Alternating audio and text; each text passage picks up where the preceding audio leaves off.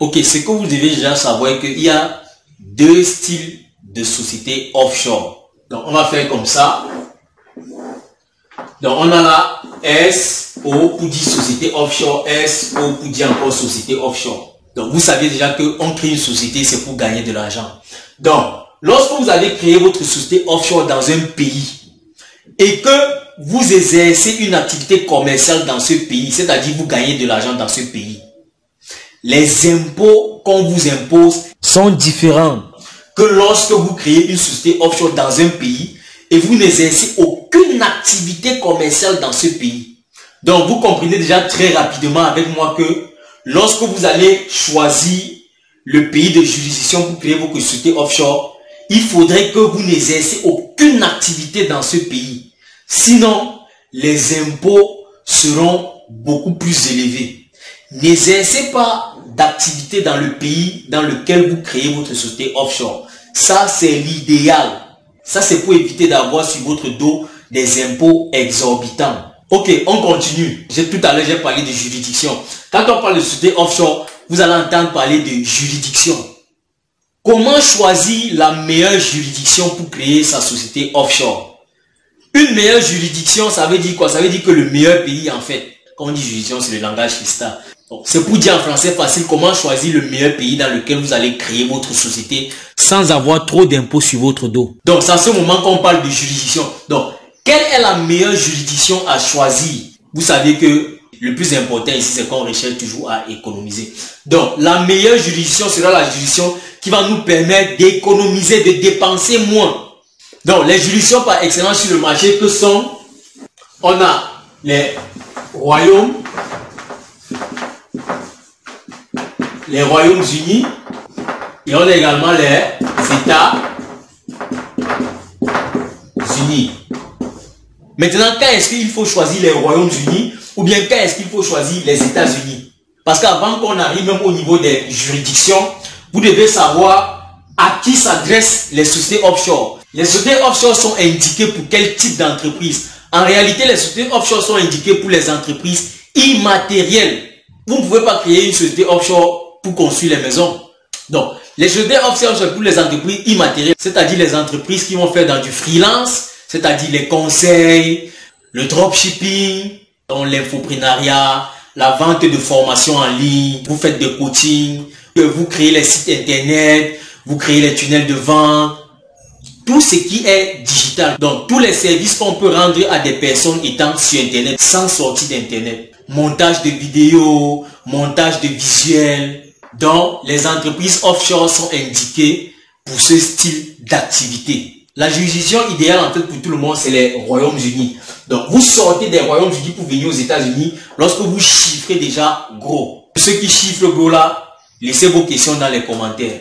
On va supprimer les USA pour le moment et on va évoluer avec les Royaumes-Unis.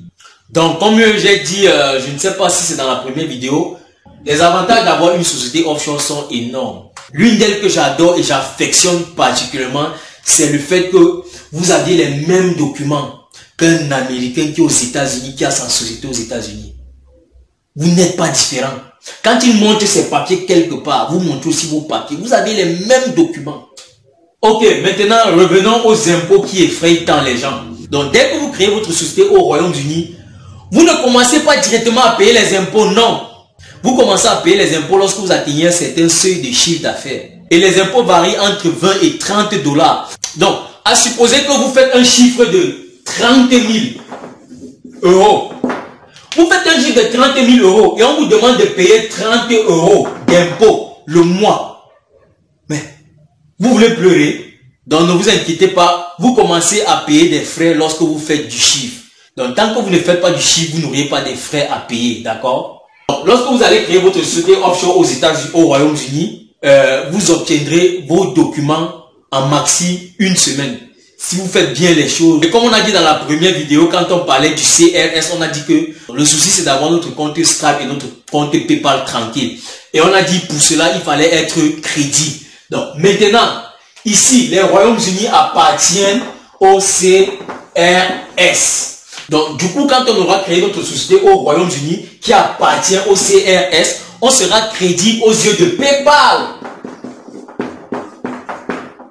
Et donc, si la juridiction que vous choisissez n'appartient pas au CRS, sachez que vous n'aurez pas PayPal et Stripe. Donc, et après, maintenant, on a société à responsabilité limitée et société anonyme. Donc, et après, vous avez la possibilité de créer une LTD et une LLP. Et vous devez savoir que au niveau de la LTD, c'est un individu. Et au niveau de la LLP, c'est plus d'un individu. Donc, si vous êtes un groupe et que vous voulez créer une société offshore, vous devez prendre la LLP.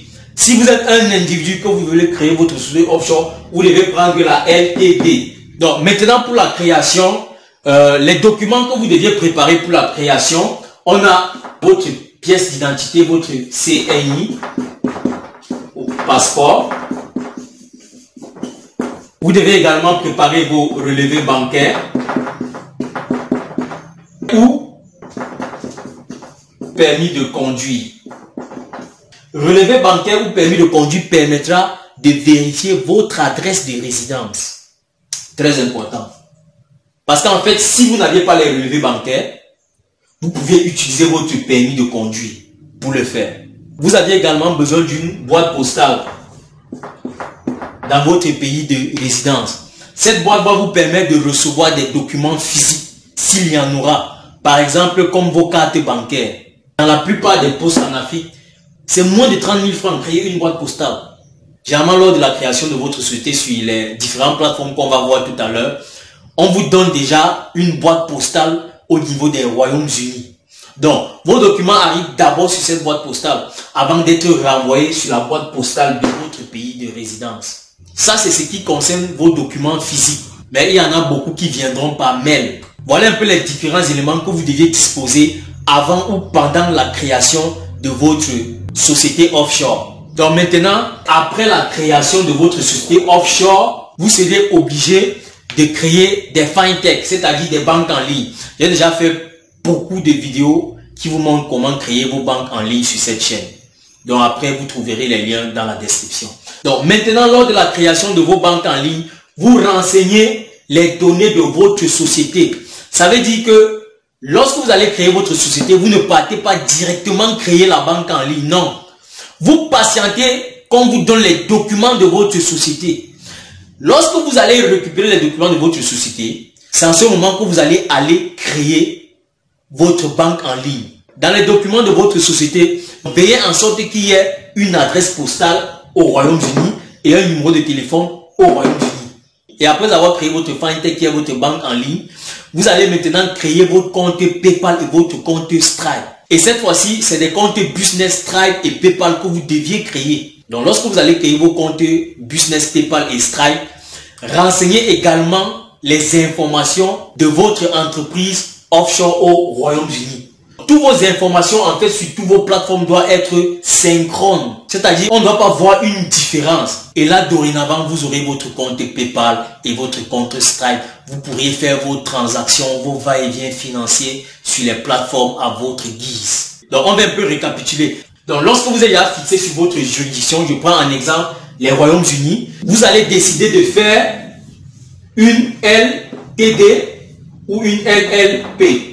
Là, c'est lorsque vous êtes un individu et ici, c'est lorsque vous êtes plus d'une personne.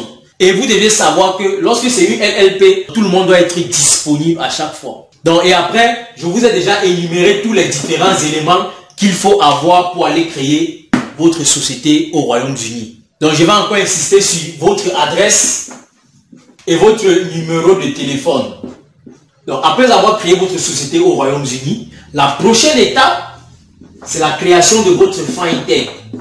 Et lors de la création de votre banque en ligne, vous devez renseigner les informations de votre société. Il y a une autre chose que j'oubliais, dont je n'ai pas parlé, c'est le site web écran. Il vous faudra avoir un site web écran. Bon, ça aussi, c'est pas compliqué. J'ai déjà montré comment faire ça dans des vidéos d'où je montrais comment créer son moyen de paiement. Donc ça aussi, je pourrais vous laisser les liens dans la description. Un site web. En fait, c'est le site sur lequel vous présentez votre produit. C'est le site par lequel vos potentiels clients arrivent. Donc, même si vous êtes sur Amazon, sur n'importe quoi là, vous devez avoir un site écran. Et après, au niveau du site écran ici aussi, il y a beaucoup de caprices. Il y a trop de caprices au niveau du site écran. Si le site ne répond pas à tous les critères de Stripe ici en bas, vous n'auriez pas tout simplement de compte.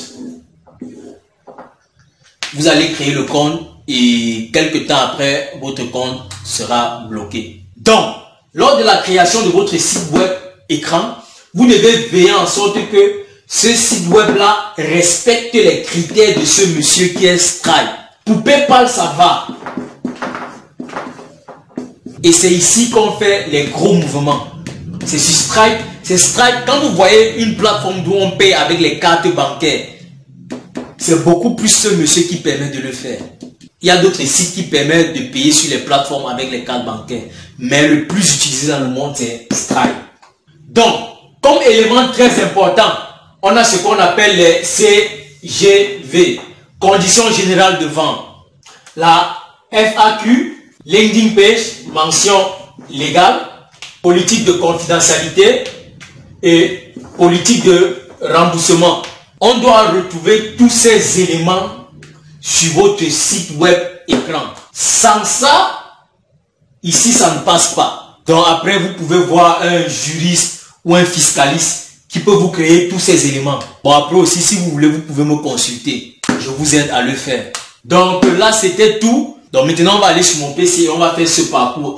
1, 2, 3, 4.